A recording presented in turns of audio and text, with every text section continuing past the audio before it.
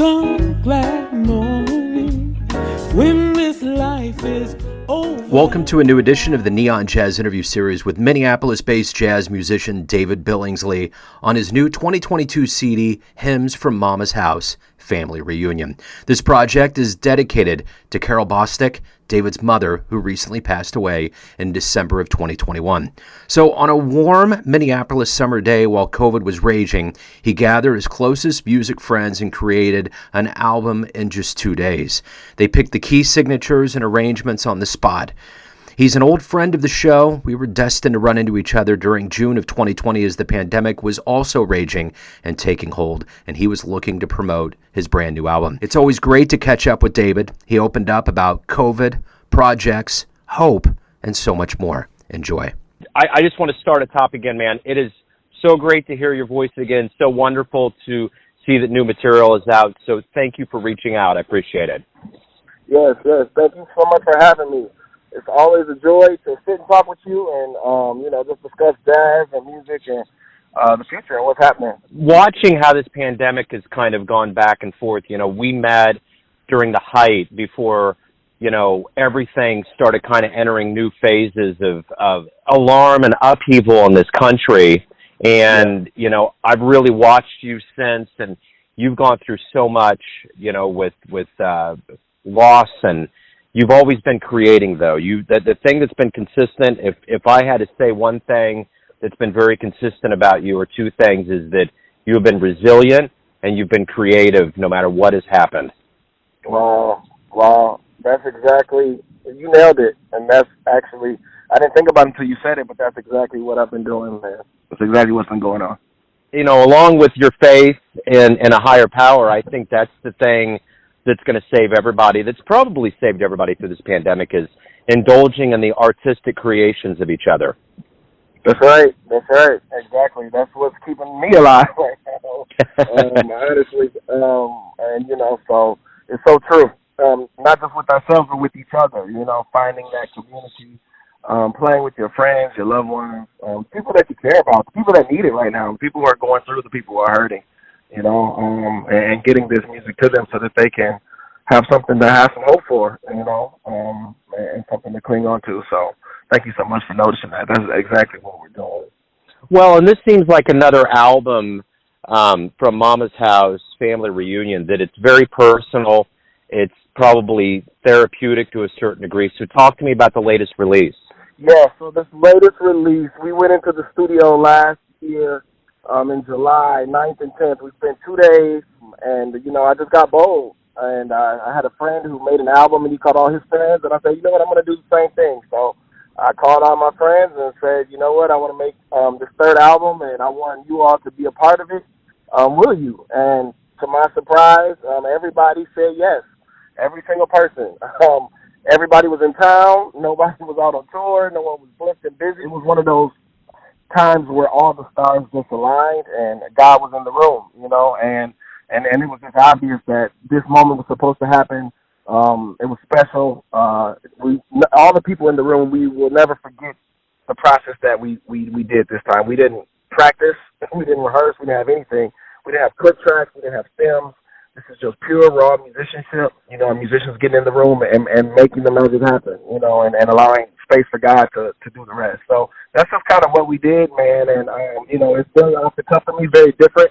I didn't even tell the musicians, I thought the singers were song they were going to sing, but that was it. We didn't know what keys we were going to pick. They're all hymns, so, we know the hymns, but how are we going to do them, and, 5 to 10 different creatives in the room. How is that going to happen? And we've been playing together for the last 20 years, so it was just natural. It all just flowed, and it just came out very easily. We played together easily. These are straight takes. There's not a lot of editing at all, and overdubs and that kind of thing. This is just straight raw music, man. And that was the purpose behind this album, was to just make hymns with my friends and with artists I always wanted to make music with in the Twin Cities, with all we've been going through with George Floyd and everything else. So it was just good to get everybody in the room to heal, and to kind of just, like you said, be creative and resilient in these times, and to not give up, not quit, but to keep fighting, to keep pursuing and creating. So that's what happened. And you know, my mom, she passed away unfortunately in December, about 3-4 months ago. It was hard for sure, you know, when that happened. But we decided to. I was already going to dedicate the album to her anyway. This just, you know, expedited the process and made it a little quicker for it all to happen. But yeah, so you know, it's a time for healing. We all risked our lives in COVID. We were right there, kind of, you know, where we weren't sure about masks or what, and we all just said, let's just get in the room, and it felt so good to be together, and I think you can hear that on the album. You know, and that's the thing, you know, since your initial album, you know, you really hit the ground running. You put out successive subsequent albums, and I'm curious with this one, what are you hoping ultimately the listener gets from this experience?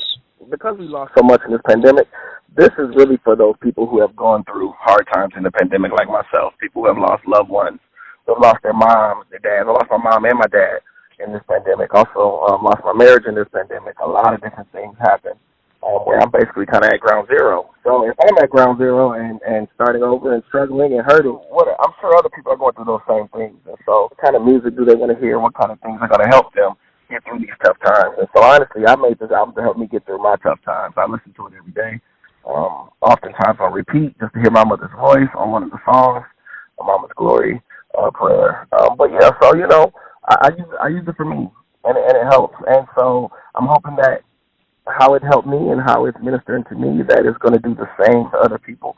But then also it helps me remember my roots and my ancestors and my childhood and the way I grew up and the way I was raised. You know, it brings back a ton of memories, great memories of love and warmth and good times. It was a lot better, you know, and life was a lot better in our world. And so just trying to bring all that back. And so hopefully, you know, when people listen, they'll hear a little bit of all of that. I think the other thing about this is that, you know, everything in March of 2020 was about COVID and this virus. And then it became where you were at living, you know, you were in the epicenter of the George Floyd situation that Yep. really opened everybody's eyes. And then, of course, you know, we have other issues going on right now with Ukraine and all of this. I mean, we've gone through a lot up to this point. I'm curious from your standpoint with everything and everything you've personally gone through, how do you see yourself emerging stronger as you get out and promote this album and kind of the world wakes up and live music becomes more of a regular thing? One day at a time. We get stronger one day at a time. And so that's really my motto, and that's what I do. So every day I spend an hour, you know, reaching out to people about the music, letting them know it's available, you know, doing that due diligence.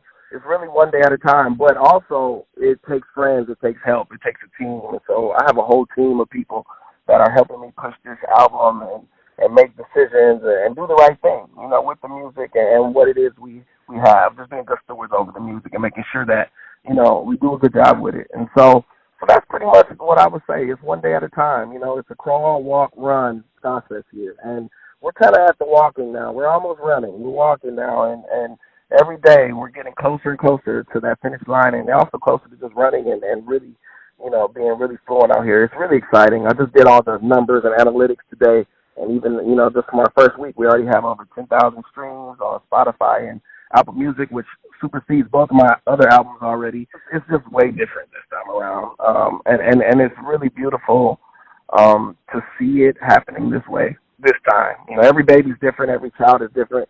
This baby is very, very special to me. Comes from a lot of hurt, a lot of pain, a lot of joy, a lot of love, more love than anything. And I think, you know, all that is wrapped up in that. And eventually the listener will start crying or thinking or processing or just dancing, having a good time, you know, enjoying their life and having fun, because that's just what life is really all about. And we got to just continue to do life and get back to it, you know. And so the more people listen, the more, you know, we dance, the more we get out and have shows, the better. You know, people want to see me have shows, so we're going to start doing a couple shows here. So I'm going to rent out a theater for my mom, because we basically made a movie with this album. And so we're going to rent out a theater and play the movie, and then afterwards have an album release, you know, and I'm going to do that in a few cities, some of, you know, the cities that really, really take on time music. And so it's exciting times. Like, even in a pandemic, we're still pushing. I'm out here also with Stokely from the R&B group Mint Condition. So we're out here a few times a month touring and traveling as well, in front of, you know, sometimes 20,000 people.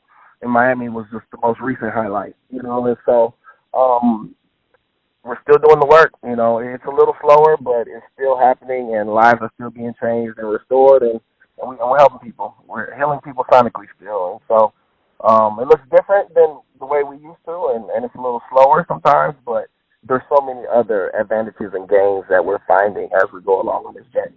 Micro content, and just all kind of different ways to reach, you know, people and for them to be touched and moved by what it is you're doing artistically and musically. I was talking to someone yesterday, and I was thinking about, you know, in light of the Oscar moment with the slap and things that have been going on, and every time I walk through the room and hear the news, and it's almost like for the last 2 years we've been addicted to drama.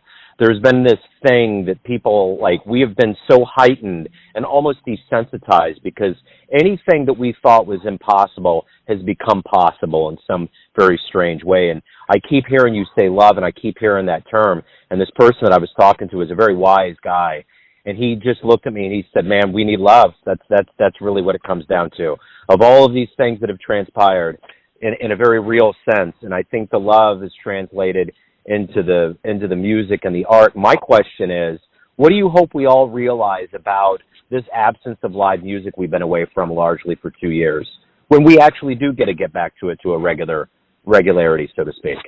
It's a sacred space. You know, it's a special place where unique and special things can only happen in those kind of rooms, in those kind of settings. You know, that's what it is, you know, and love. We talked about love. My mom was all about love. You know, that was it. It's all about love. It's all about, like, that's just what she said. So it's funny that her words and her, you know, her thoughts are coming through the music, you know, and through just what life is right now. I feel like she was a prophet and just could really speak on the times, and it truly is about love. You know, it truly is about love. So whenever we get in the room, that's love. You know, we're spreading love. We're moving joy.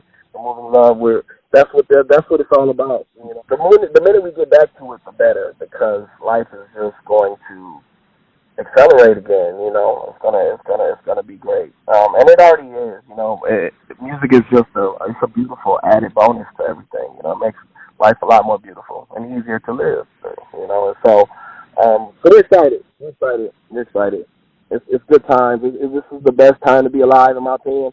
The best time to be making music. It's the best time to be doing jazz and gospel music and pursuing different creative art forms and all that. No time like now, and it's time to get it. So we're excited. Beautiful. Well said. David, thank you for reaching out again. Good luck with the album, the return to live music. It's always a joy to catch up with you, man. So stay strong out there and keep putting the beautiful music out. Thanks so much. You know, peace and blessings. Thanks for listening and tuning in to another Neon Jazz interview, where we give you a bit of insight into the finest cats and minds in Minneapolis, Kansas City, and spots all over the globe, giving fans all that jazz. Thanks to David for his time, music, and story. If you want to hear more interviews, go to Famous Interviews with Joe Domino in the iTunes Store. Visit neonjazz at youtube.com, and for everything Neon Jazz all the time, go to the neonjazz.blogspot.com. Until next time, enjoy the jazz, my friends.